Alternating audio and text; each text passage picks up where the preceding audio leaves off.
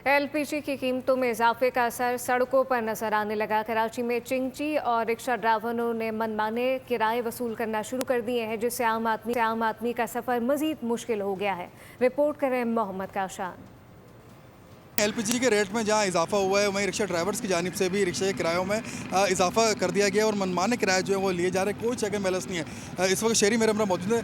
Petrol के rate नीचे आए, लेकिन किराया हम देख रहे हैं किराए में इजाफा कर दिया। क्या वजह, आप लोग भी सफ़र करते हैं इसमें?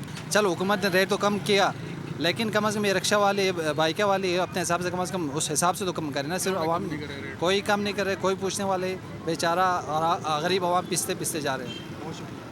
जी बिल्कुल, आपने कहा शहरियों का यही कहना है कि हुकूमत की जानिब से पेट्रोल की कीमतें कम कर दी गई हैं, लेकिन अभी भी रिक्शा ड्राइवर्स और दीगर जो चीज़ें हैं उसके रेट नीचे नहीं आए। मनमाने किराए जो है वसूल किए जा रहे हैं। कोई चेक एंड बैलेंस नहीं है। गरीब का कोई पुरसान हाल नहीं है। शहरियों का यही कहना है कि अगर एलपीजी के रेट नीचे आए या पेट्रोल के रेट नीचे आए तो उनको भी किराया कम करना चाहिए, लेकिन हम देख रहे हैं कि किराया वही है। 50 रुपये ज़ायद का इजाफा कर दिया गया और जिससे आम शहरियों को शदीद मुश्किलात का सामना करना पड़ा।